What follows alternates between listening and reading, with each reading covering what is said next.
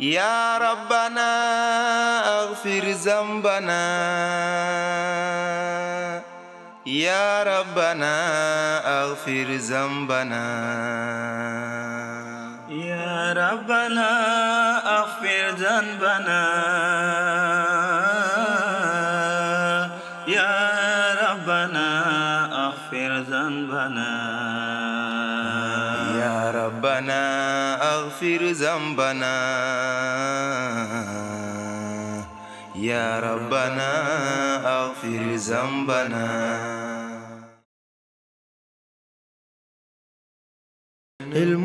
Mesdames, Messieurs, chers téléspectateurs, bonjour.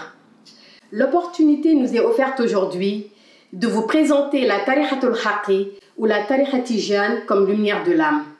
Nous vous parlerons de ses origines nobles, de sa propagation à travers le monde islamique et également de sa particularité quant à la pratique de ses oraisons. Nous vous parlerons aussi de son fondateur qui est Cheikh Ahmad Tidiane Cherif radiyallahu ta'ala anhu. Effectivement, nous allons tout vous dire ou presque sur cette confrérie de lumière qui a vu passer de grands hommes reconnus dans la pratique du soufisme et qui ont marqué l'histoire du monde musulman. La tariqa Tidjane appartient à l'idéologie soufie. Le soufisme par définition est un courant mystique par le biais duquel l'homme aspire à une élévation spirituelle. Il est structuré en confréries et chaque confrérie a des rites et règles qui régissent la vie du groupe. Le but ultime de cette organisation est la rencontre avec Dieu subhanahu wa ta'ala. Le rattachement à une silsila ou chaîne d'initiation initiatique avec à la tête un wasila, un guide, est obligatoire dans le chemin spirituel. La partie commune à toutes les tariqas est la récitation de la prière sur le prophète. Le soufisme est tout sauf un phénomène marginal au sein de l'islam, et il a été dit par Ghazali notamment, donc par le grand Ghazali, donc parmi d'autres, que le soufisme est le cœur de l'islam. Alors en quoi rapidement? Prenons une source scripturaire parmi d'autres, donc un hadith connu, donc le hadith Jibril, donc le hadith de l'ange Gabriel, où l'ange Gabriel prend une belle forme humaine et vient poser des questions donc, au prophète, sallam, et lui demande qu'est-ce que l'islam. Et donc c'est le niveau, donc, ce sont les 5 piliers, hein, donc la prière, le hajj, le jeûne, etc. Le pèlerinage, le pèlerinage, le jeûne, donc il s'agit là des actes rituels qui vont être régis par le fiqh, donc par le droit musulman. Puis il demande qu'est-ce que l'iman, la foi. Donc là, c'est de l'ordre de la aqida, c'est-à-dire de la doctrine théologique. Et troisième question, qu'est-ce que l'ihsan? Qu'est-ce que la recherche de l'excellence? Et donc le prophète de répondre An ta'budallah ka'annaka tarahu fa in lam takun tarahu fa innahu yarak. Cela consiste à adorer Dieu comme si tu le voyais, car si tu ne le vois pas, certes lui te voit. Donc là nous sommes dans une dimension subtile. Les rites, les doctrines théologiques et l'aqida, donc le credo, ont leur place centrale, mais tout cela doit être éclairé, je dirais, de l'intérieur, voire illuminé par une conscience intériorisante. Et nous avons donc beaucoup de versets coraniques qui nous enjoignent à chercher Dieu, en fait, aux horizons, hein, dans le monde extérieur, mais aussi en nous-mêmes. Inna Allah wa malaikatahu yusalluna ala nabi. يا أيها الذين آمنوا صلوا عليه وسلموا تسليما. Certes, Allah et ses anges prient sur le prophète. Ô vous qui croyez, priez sur lui et adressez-lui vos salutations. Sourate 33, verset 56. Dans ce verset, Allah subhanahu wa ta'ala exhorte tous les musulmans à prier sur le prophète, paix et salut sur lui, car lui, Dieu, s'est rapproché ainsi que ses anges prient sur lui. Prier sur le prophète est donc une obligation pour toute personne se réclamant de la religion musulmane. Comment prier sur lui? Quelle est la formule la plus appropriée ou la méthode la plus adéquate permettant la mise en pratique de cette injonction? Et enfin, de quelle manière Dieu subhanahu wa ta'ala a-t-il prié sur le prophète Muhammad, paix et salut sur lui? Le prophète Muhammad, paix et salut sur lui, avait donné à ses compagnons comme formule de prière celle dédiée au prophète Ibrahim, son aïeul. pour répondre à l'injonction suivante. إن الله وملائكته يصلون على النبي يا أيها الذين آمنوا صلوا عليه وسلموا تسليما. Mais à son cousin et compagnon Ali, il révéla un événement qui s'est passé lors de son voyage céleste au Laylatul Miraj. Il lui dit qu'au moment où il posa les pieds dans les cieux, il entendit Dieu, subhanahu wa ta'ala, réciter Salli ala Muhammadin al-Fatihi lima ukhlika wal khatimi lima sabaq nasir haqq bil haqq wal hadi ila siratika mustaqim wa ala alihi haqqa qadrihi wa miqdarihi azim. C'est cette salat qui est utilisée par les adeptes de la tariqa Tidjane lors de la séance de zikr.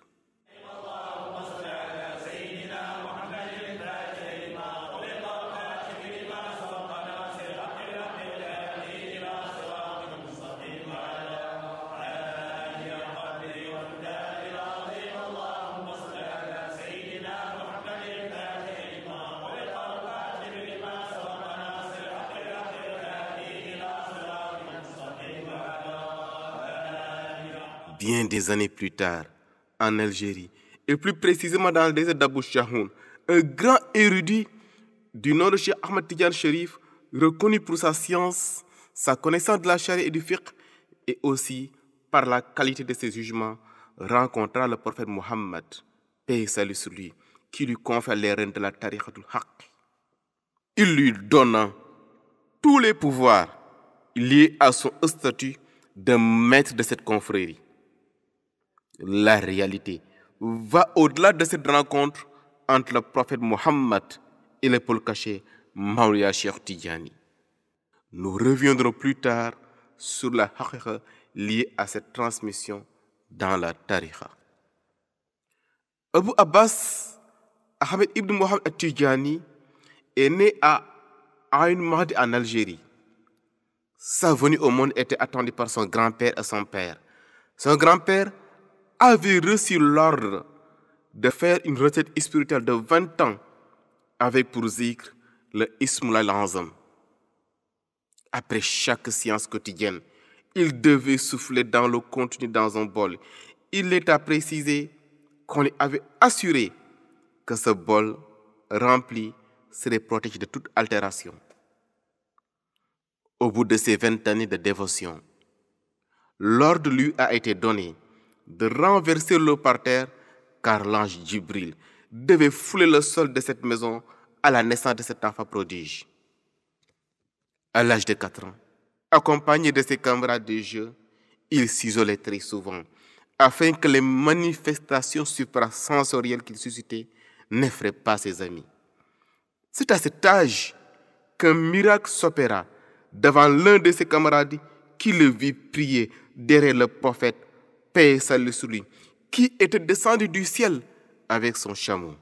Cette histoire eut une incidence sur le cours de la vie de Mawlaya Cheikh Tidjani. En effet, ses parents, ayant appris ce qui s'était passé, lui demandèrent de les amener prier à l'endroit même où cet événement s'était produit. Il les informa qu'il ne vivrait pas au-delà de 12 ans s'il priait à cet endroit, car la lumière du prophète restée sur les lieux ne laisserait pas indemne quiconque s'en approcherait. Ils acceptèrent et moururent le même jour de la peste, à la date indiquée par leur fils. Le parcours de Mawlaya Cheikh Tidjani est un parcours exceptionnel et exemplaire. À 12 ans, il était devenu une référence en matière de fiqh. Il était consulté lors de tout conflit et de tout litige, et son avis servait et sert toujours de jurisprudence. Il est très important de distinguer les différents niveaux de compréhension des phénomènes. Ainsi, il est essentiel de pouvoir interpréter les événements qui se produisent dans le monde visible au shahada, sur le plan des réalités apparentes, zahir, sur le plan des réalités cachées, batin, Et enfin, sur le plan des réalités vraies, haqiqa. Maulaya Cheikh Ahmed Tidiane Chérif radiallahu ta'ala anhu vit en permanence avec le prophète sallallahu alayhi wa sallam. Il ne se sépare jamais de lui, pas un seul instant. Il est le détenteur des degrés les plus élevés en matière de sainteté. Sa proximité avec le prophète est indéniable. Il est la khatmiya et la katmiya du prophète, paix et salut sur lui. En d'autres termes, il est son intermédiaire entre lui et les saints. Il est également son intermédiaire entre lui et les autres prophètes. Leur interconnexion est perpétuelle. Cela s'explique par le fait que la lumière de Maulaya Cheikh Tidjani radiallahu ta'ala anhu est issue de la lumière du prophète Muhammad sallallahu alayhi wa sallam qui à son tour provient de la lumière principielle de Dieu subhanahu wa ta'ala qu'il a fait jaillir de sa propre lumière lorsqu'il procéda à la création. Cette imbrication de lumière entre ces entités les rend de facto inséparables. Mais la réalité du monde sensoriel exige un processus de justification des événements. C'est ainsi qu'à l'âge de 46 ans en Algérie, dans le désert d'Abou Samroun, Maulaya Cheikh Tidjani rencontra le prophète Muhammad sallallahu alayhi wa sallam yaqazatan la manaman, c'est-à-dire ni en rêve, ni en état de veille, mais de visu. Maulaya Cheikh radiallahu ta'ala anhu l'a vu dans sa vraie réalité physique. Le prophète Muhammad sallallahu alayhi wa sallam est venu, dans le cadre du déroulement de la mission sur terre, remettre les rênes de la tariqa Tijane à Maulaya Cheikh, tariqa à laquelle ils appartiennent depuis le début de la création. La tariqa Tijane est une confrérie qui est régie par un certain nombre de règles. Les disciples sont tenus de les respecter scrupuleusement sous peine d'être exclus. La Tidjania comprend en elle-même un ensemble de pratiques dévotionnelles obligatoires à accomplir matin et soir.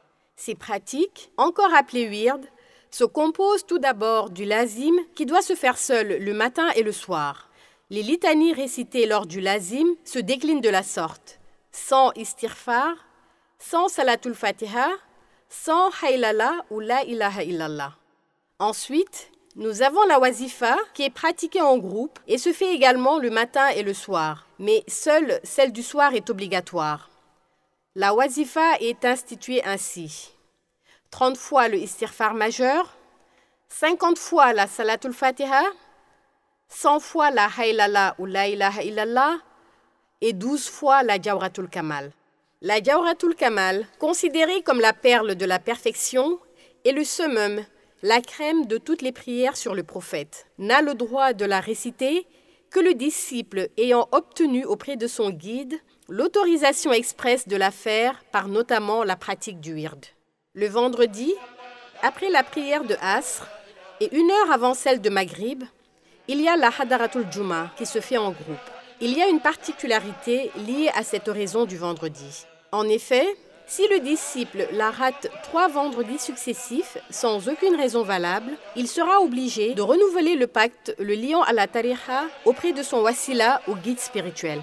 Si la Hadaratul Juma se fait en groupe, ce qui est obligatoire si on n'a pas d'empêchement, c'est à la personne qui dirige la séance qui détermine le nombre de haylala et celui de Allah à réciter. Si on la fait seule, cela peut varier. Mais le nombre idéal est 1600 fois la haylala et 1300 fois Allah. La tariqa Tidjane ou tariqa Riqaq a comme seul et unique objectif de rapprocher les gens de Dieu subhanahu wa ta'ala et de leur permettre d'atteindre les sommets ultimes de la connaissance. Elle offre aux adeptes la possibilité de voyager dans des sphères insoupçonnées, enfouies dans la création. Le chemin est long et parsemé d'embûches. Seuls ceux qui maîtrisent les voies d'accès et d'ascension peuvent aider à arriver au but sans risque de perdre qui que ce soit lors de ce voyage périlleux. يا أيها الذين آمنوا اتقوا الله وابتغوا إليه الوسيلة وجاهدوا في سبيله لعلكم تفلحون. La tariqa Tidjane oriente le disciple par la voie de son wasila, à adopter la meilleure attitude qui soit pour se rapprocher du Créateur. Elle indique le chemin, balise la voie par l'intermédiaire du wasila pour faciliter l'accès dans les meilleures conditions à la cour du Seigneur Tout-Puissant. Elle permet de découvrir son nafs, de le maîtriser, tarbiyatul nafs, d'éduquer son ruh ou âme, tarbiyatul ruh, de se connaître soi-même pour accéder aux sphères célestes. Grâce au zikr régulier de l'une des meilleures prières sur le prophète qui est la Salatul Fatiha, le disciple accumule dans son être la quantité de lumière nécessaire à son épanouissement spirituel. Le cœur est débarrassé petit à petit des mauvais penchants qui l'habitent. Il est libéré des entraves constituées des affaires de la vie d'ici-bas, la solitude pour méditer et le fait de développer une relation de tout instant avec son Créateur sont de plus en plus recherchés. Il est à noter que la tariqa tidjane, à chaque période, désigne à sa tête un calife, qui est la référence et le guide pour toute la communauté tidjane.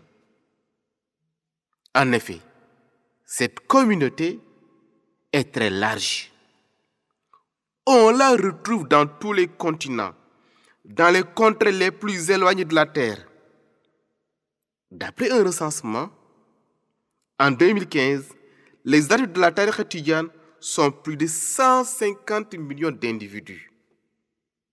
On les retrouve principalement en Afrique subsaharienne, dans le Maghreb, en Europe, aux États-Unis, en Indonésie, au Pakistan, pour ne citer que ces pays. Et tous les adeptes, quel que soit l'endroit où ils se trouvent, ont exactement la même manière de pratiquer les oraisons.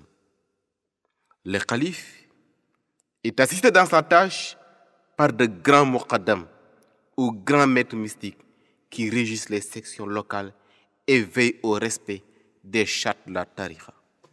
Maulaya Cheikh Tidjani, de son vivant, a su mener d'une main de maître cette organisation qui est la sienne. À sa disparition, les califes nommés à la tête de la confrérie ont su perpétuer l'œuvre entamée par son fondateur.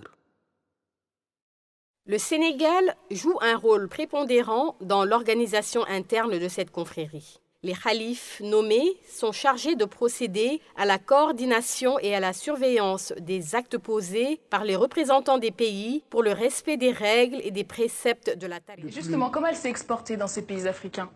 Alors, elle s'est exportée d'abord quand elle a commencé à avoir des soucis en Algérie sous la domination française. Une partie s'est exilée au Maroc, à Fès, parce que Fès, avec la grande et prestigieuse Médersa de Fès, c'était déjà un centre de formation. Et à partir du Maroc, elle a suivi la route des caravanes qui descendaient par l'Afrique occidentale jusqu'au fleuve Sénégal. C'est la voie royale depuis l'Antiquité pour le commerce de toutes sortes de choses, y compris des idées.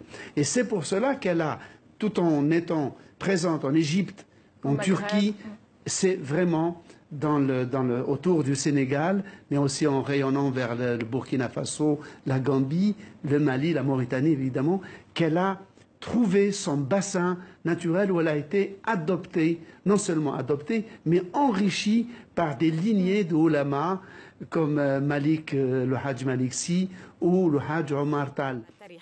Ainsi, de nombreux khalifes se sont succédés à la tête de la confrérie pour assurer la continuité de la mission de la Tariqatul Haqi. Parmi eux, Mohamed Damraoui, qui n'est resté que 70 jours dans la khilafa après son prédécesseur et maître, Maulaya Cheikh Ahmed Tidjane Cherif radiyallahu ta'ala anhu. Seydi Arachim s'empara ensuite du flambeau qu'il transmit à Seydi Ahmed Cherif radiyallahu ta'ala anhu, qui à son tour le laissa à Mohamedul Hali. La khilafa s'est ensuite déplacée vers l'Afrique noire plus précisément au Sénégal, avec notamment Cheikh Omar Foutiyou Tall radiallahu ta'ala anhu, El Hadj Malick Sy radiallahu ta'ala anhu, Serigne Babacar Sy radiallahu ta'ala anhu et aujourd'hui avec Seydi Mohamed El Cheikh radiallahu ta'ala anhu. Cheikh Ibrahim Niass radiallahu ta'ala anhu, appelé Baye Niass, a également été un pionnier dans l'explosion de la tariqa tijane dans des milieux hostiles à l'implantation des tariqas. L'œuvre de ces khalifes originaires de l'Afrique de l'Ouest a marqué à tout jamais l'histoire du monde musulman. On les appelle aussi les missionnaires. C'est-à-dire, en même temps qu'ils révèlent aux disciples les différentes voies d'ascension pour accéder à la béatitude suprême, ils s'emploient aussi, dans le cadre de leur mission, à marquer de leur noble empreinte l'histoire du monde visible, shahada ou sensible. Cheikh Omar Foutiyou Tall, radiallahu ta'ala anhu, à l'instar du prophète sallallahu alayhi wa sallam, a livré une guerre sans merci aux ennemis de la religion. Il a islamisé une bonne partie de l'Afrique et a disparu dans cette fameuse grotte située dans les falaises de Bandiagara au Mali, laissant ses ennemis sans voix lorsqu'ils sont entrés à l'endroit où ils l'ont vu s'engouffrer. Dans sa fougue et son élan, Cheikh Omar Foutiyou Tall, radiallahu ta'ala anhu, combattait les non-croyants. Il est même allé jusqu'à poursuivre des musulmans non adeptes de la tariqatul haqq. Missionnaire hors pair et conscient de la valeur de la tariqa tijane en tant que moyen sûr pour le salut de l'âme, Cheikh Omar Foutiyou Tall, radiallahu ta'ala anhu, avait le dessein de faire rentrer bon nombre de gens dans la confrérie tijane. Sa mission fut couronnée d'un succès et son nom est rentré dans l'histoire. Allahu Akbar. En juin 2010, les ulémas d'Afrique sous la houlette de la Jamaïria libyenne s'étaient retrouvés ici, à la mosquée omarienne. Objectif, décorer El Hadj Omar Foutiyou Tall de la distinction du plus grand propagateur et défenseur de l'islam en Afrique de son temps. Seydi Hadj Malick Sy, radiallahu ta'ala anhu, lors de son accession à la khilafa, a su, sans tambour battant, former des disciples à la véritable religion en les initiant à la haqiqa de la tariqa tijane. Il les a ensuite disséminés à travers le Sénégal, malgré la présence des colonisateurs foncièrement hostiles à l'expansion de l'islam. Des zawiyas ont été implantés dans tout le pays et même dans les villages les plus reculés. Son credo était l'enseignement. La méthode pacifique utilisée pour divulguer son enseignement a porté ses fruits. Les meilleurs enseignants sont issus de l'école de Hadj Malick Sy radiallahu ta'ala. Le pays vers 1835 par Cheikh Omar Tall, puis par El Hadj Malick Sy qui s'installe définitivement à Tivaouane en 1902. Sous son impulsion, la ville devient un centre de rayonnement de la culture islamique. Malik est le fondateur de cette ville scientifique. Comme l'a dit le célèbre historien français Paul Marty lors de sa visite dans notre ville et dans l'école de Hadj Malick Sy, la spécificité de l'école de Hadj Malick Sy est qu'elle constitue une université populaire. Et c'est de cette université populaire que sont sortis les plus grands savants sénégalais.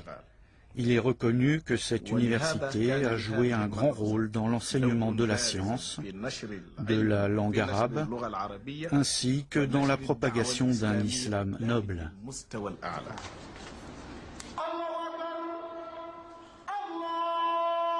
Tivaouane est aujourd'hui un centre majeur de l'enseignement de l'islam et de la langue arabe en Afrique de l'Ouest. Par leur effort personnel, les Tidjanes aspirent à se rapprocher de Dieu. L'enseignement de Cheikh Hadj Malick avait pour base la théorie et la pratique. Il enseignait la théorie et la mettait en pratique par la grâce de Dieu. Son école a formé des milliers de spécialistes, reconnus pour leur érudition et leur connaissance. Serigne Babacar Sy, grâce à son pouvoir mystique, a su implanter dans le cœur des disciples l'amour de Mawlaya Cheikh Tidiane, radiallahu ta'ala anhu, et des hommes de Dieu. Il a porté à la connaissance de tous les connaissances lumineuses comprises dans les oraisons de la tariqa Tidiane.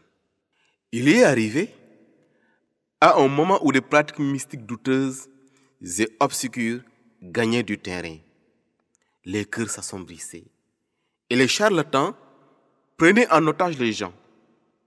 Seigneur Babacar Sy remplaça ce mysticisme obscur par les réalités lumineuses provenant de rêves.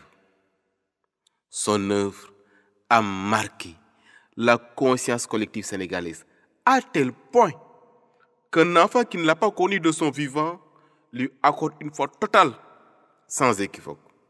Cheikh Ibrahima Niass s'est vu confier la feuille du Tidjane. Il a exporté le concept dans les pays anglophones réfractaires à l'islam. Il a su gagner les cœurs des disciples. Il a initié des peuples entiers à la tariqa Tidjane. Le travail grandiose qu'il a accompli se reflète aujourd'hui à travers les journées qui lui sont dédiées au Nigeria, où, comme vous pouvez le voir, des milliers et des milliers de personnes viennent communier ensemble en hommage aux détenteurs de la Fayda Tidjane. La mission de Seydi Mohamed El Cheikh, quant à elle, est très spéciale.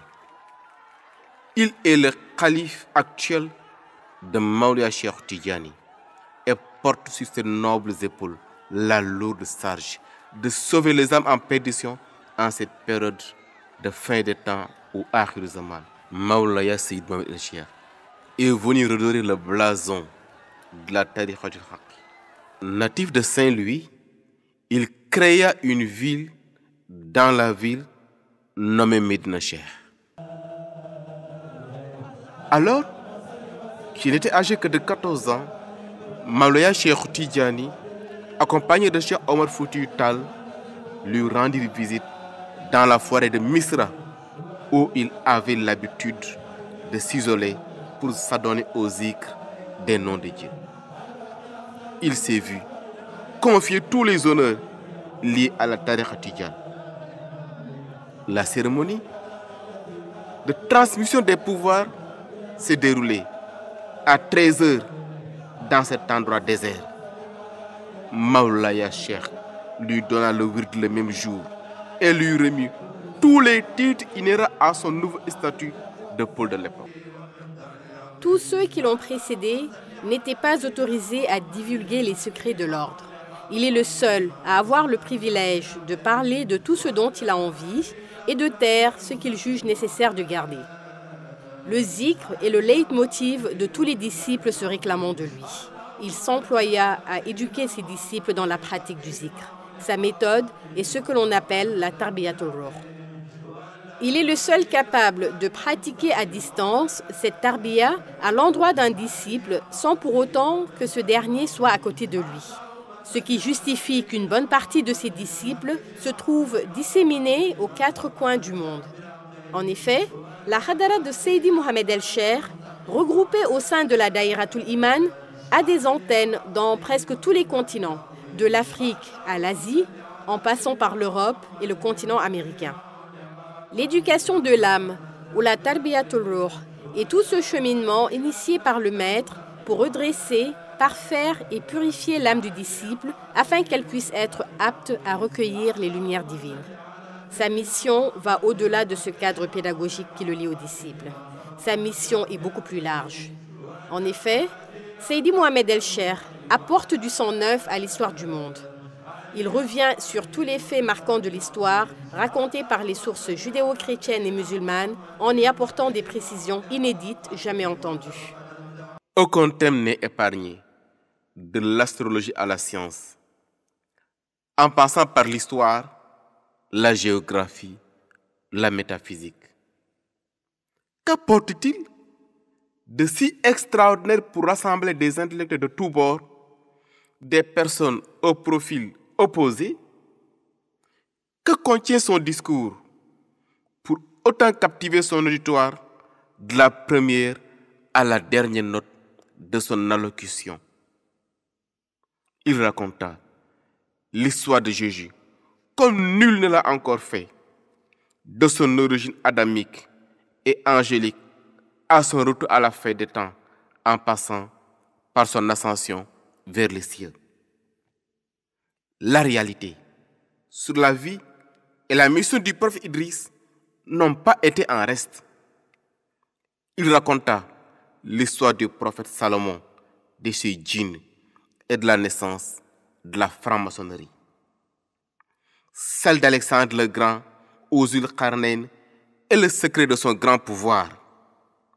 Il nous parle du soleil et de ses 99 rayons, de la lune et de son zikr. Il parle des cieux, de ses habitants, de la superposition des sept terres, du rôle des deux étoiles Al-Qunas, Al-Diar-Qunas dans la protection de l'environnement.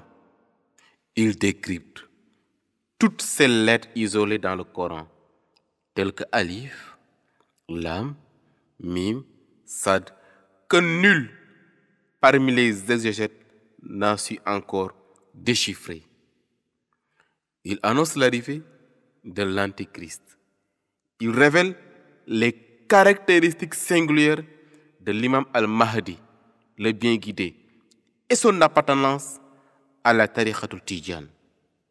Il donne les signes avant-coureurs de l'Apocalypse qui durera 17. Chers frères et sœurs en islam, chers amis, nous pouvons ainsi affirmer que la Tariqa Tijan est au cœur de l'histoire sainte. Son origine ne date pas seulement de son apparition dans le monde Shahada à Abu Samroun, son origine est bien antérieure à la création du monde. Nous pouvons dire que c'est le soubassement de la création.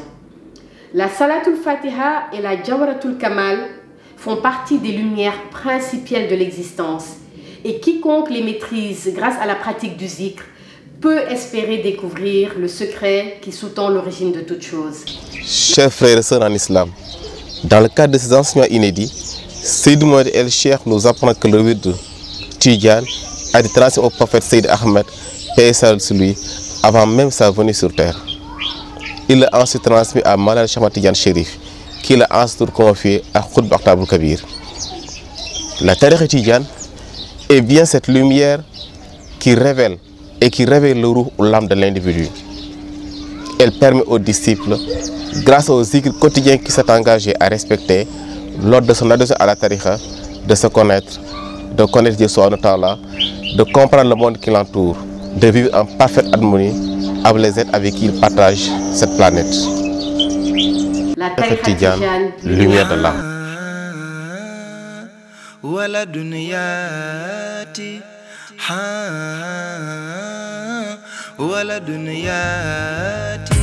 شكرا شكرا شكرا شكرا شكرا شكرا شكرا شكرا شكرا يا مولاي سيدي محمد